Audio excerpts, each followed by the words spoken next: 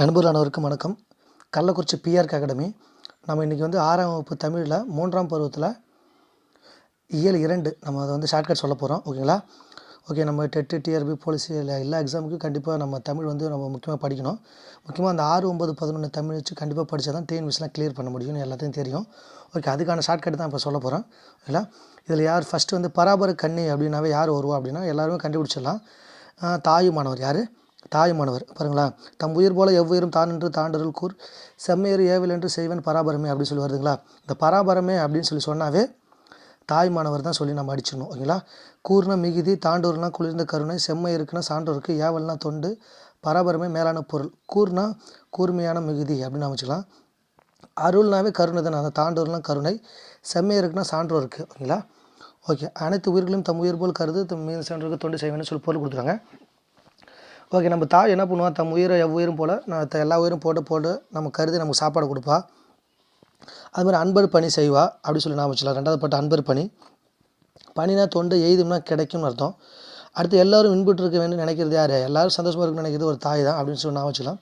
எல்லோரும் இன்புற்று இருக்க வேண்டும் நினைப்பதுவே அல்லாமல் வேறொன்று அறியன் பராபரமே. பராபரம்னு வந்தாவே யார் வச்சிடணும்? தாய் மனோட டிக் பண்ணிடணும். ஓகேங்களா?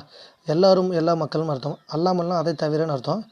ஓகே, இப்போ தாய்மொழியை பற்றி ஷார்ட்கட் என்ன சார் அப்படின்னு சொல்லி கேட்டிங்கன்னா, ஃபுல் ஷார்ட்கட் நான் சொல்கிறது என்ன ஷார்ட்கட் அப்படின்னு கேட்டிங்கன்னா, ஒரு தாய், அந்த தாய்க்கு ஒரு பொண்ணு இருக்கா. அந்த பொண்ணு பேர் தான் கேடி கெஜா. ஓகேங்களா? நல்லா கேட்டுங்க, கேடி கெஜா. கேடினா கேடில் பேர், கெஜானா கெஜவல்லின்னு சொல்லுவாங்க அவங்க அப்பா அம்மா பேர். அந்த தாய்மொழி வந்து திருச்சி பக்கத்தில் திருமறைக்காடு, வேதாரண்யம் பக்கத்தில் திருமறைக்காடில் பிறந்திருப்பார். வேதாரண்யம் பக்கத்தில் திருமறைக்காடு. ஃபுல் ஷார்ட்கட் சொல்கிறேன், பழசு இதில் இல்லை, ஆனால் பழசு சேர்த்து ஷார்ட்கட் சொல்கிறேன். சரிங்களா? அப்போ திருச்சி வந்து திருமறைக்காடில் பிறந்திருப்பாங்க இல்லையா. ஷார்ட்கட் என்னென்னா, ஒரு தாய்க்கு ஒரு பொண்ணு, அந்த பொண்ணு பேர் கேடி கெஜா. அந்த பொண்ணு வந்து என்ன பண்ணுது அப்படின்னா, 18 வயசு, அந்த பொண்ணுக்கு 18 வயசு. அந்த பொண்ணு அம்மாவுக்கு தன்னோட தாய்க்கு தெரியாமல் திருச்சிக்கு வந்து ஒரு விஜய் படம் வந்து பார்க்குது. திருச்சிக்கு வந்து விஜய் படம் ஒன்று பார்த்துட்டு அவங்க வீட்டுக்கு போயிட்டு மௌனமாக தெரியாமல் வீட்டில் போய் மறைஞ்சிருச்சு. அந்த பொண்ணு வந்து மௌனமாக போய் மறைஞ்சிருச்சு, வீட்டில் மறைஞ்சிருச்சு. அவங்க அம்மாவுக்கு தெரிஞ்சிருச்சு. சரிங்களா? அவங்க அம்மா என்ன பண்ணுறாங்க, அந்த பொண்ணுனா கன்னி தானே, அந்த கன்னிக்கு என்ன பண்ணுறாங்க, 2 அடி கொடுக்குறாங்க. சரிங்களா? 2 அடி கொடுத்துறாங்க. சரி போனால் போட்டு நம்ம பொண்ணு தான் அப்படின்னு சொல்லிட்டு என்ன பண்ணுறாங்க, சரி அப்புறம் சாப்பாடு கொடுத்து உபசரிப்பு கொடுக்குறாங்க. சரிங்களா? இதான் ஷார்ட்கட்டு. ஒரு தாய்க்கு ஒரு பொண்ணு, அந்த பொண்ணு பேர் 18 வயசு, அந்த பொண்ணு பேர் வந்து கேடி கெஜானா, கேடியில் போய் கெஜவெள்ளி அப்படின்னு சொல்லிட்டு அவங்க அப்பா பேர். திருச்சிக்கு போய் விஜய் படம் பார்த்தாங்கன்னா, திருச்சி விஜயரங்க சொக்கநாதர் தான் வந்து வேலை பார்த்தாங்க. சொக்கலிங்கிட்ட ஒரு தலைமை கணக்கராக இருந்தாங்க.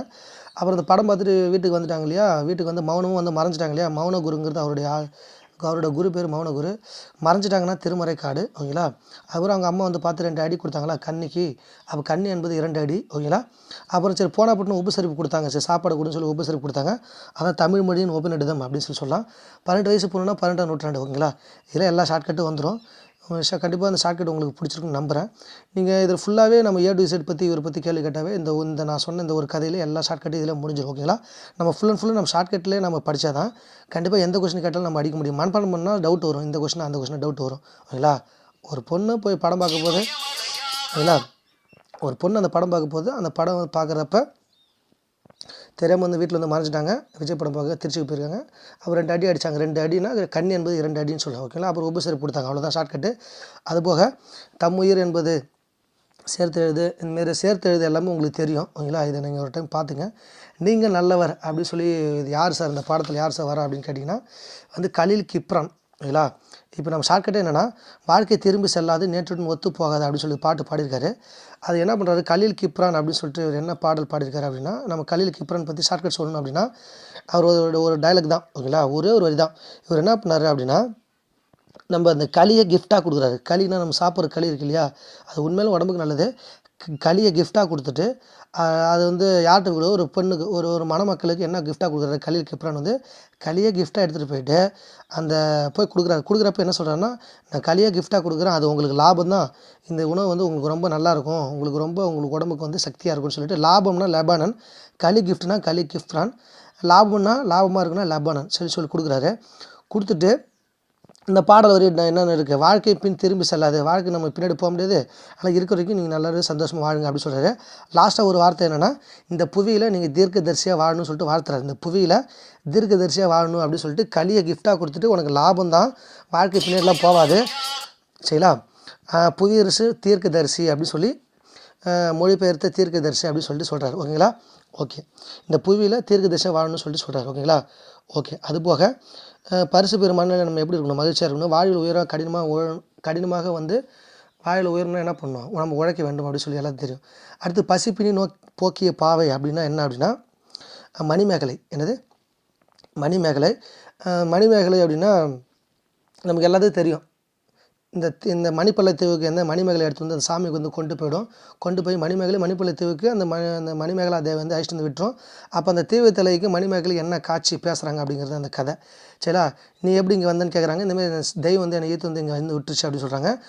இதுக்கு வந்து என்ன சொல்கிறாங்க, இங்கே ஒரு பொய்கை இருக்குது. அந்த பொய்கை ஃபுல்லாக பூ இருக்குது. அதுக்கு கோமிகின்னு பேர்.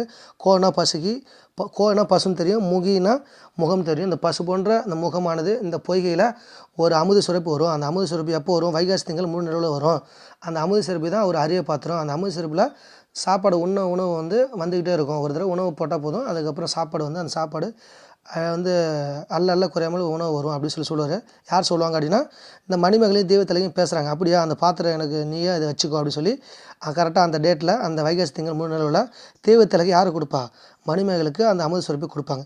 சரி, இது முதல்ல நீ எங்கே போய் நீ இதுக்கு வந்து பிச்சை எடுக்கணும் அப்படின்னு சொல்லி கேட்டிங்கன்னா யார்? இந்த ஆதிரைகிட்ட போய் நீ பிச்சை எடுக்கணும் அப்படின்னு சொல்லுவாள். அதேமாதிரி ஆதிரை வீட்டுக்கு வந்து நீ வந்து கதவை தட்டி மணிமேகலை என்ன பண்ணுவோம், நான் இந்தமாதிரி கோவலன் மாதவியோட நான் ஒரு ஒரே பொண்ணு அப்படின்னு சொன்னால் ஓகே நான் கேள்விப்பட்டிருக்கேன்னு சொல்லி ஓகே நீங்கள் வந்து நான் இந்த நடந்த கதையை சொல்கிறேன், மணிப்பள்ளத்தீவுக்கு போகிறேன்னா அமுத சுரப்பி கிடச்சின்னு சொல்கிறா. சரின்னு சொல்லிவிட்டு என்ன பண்ணுறாங்க,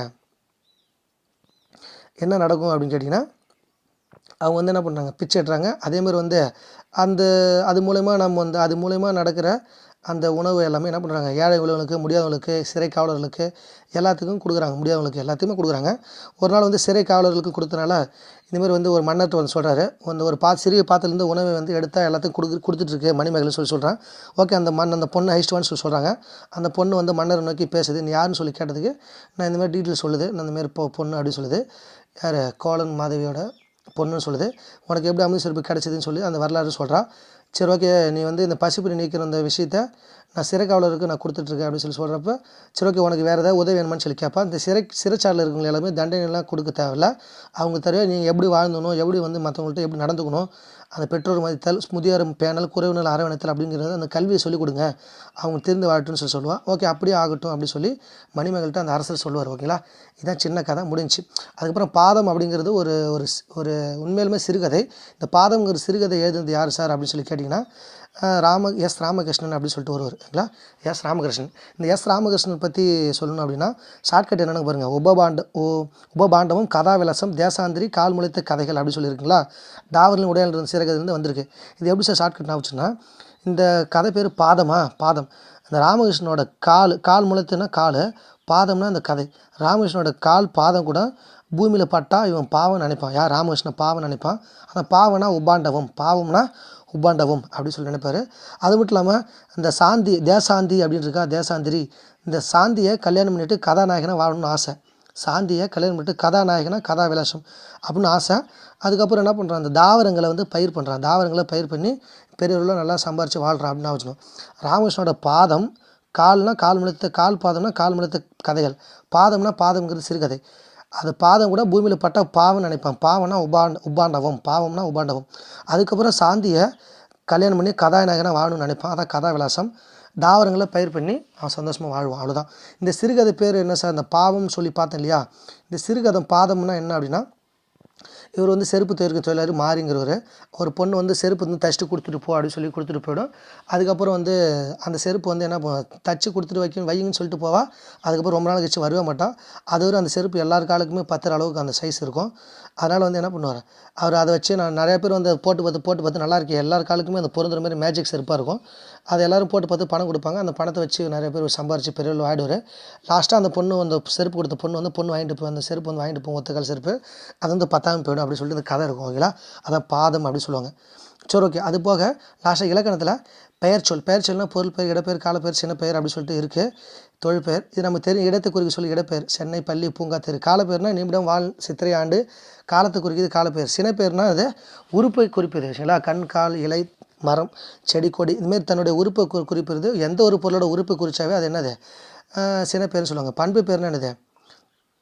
பண்பு பெயர்னா வந்து தொழிலை குறிக்கும் தொழில் பெயர். ஓகேங்களா? ஓகே. அல்லு தல்லுன்னு வந்தாவே தொழில் பெயர் தான். ஓகேங்களா?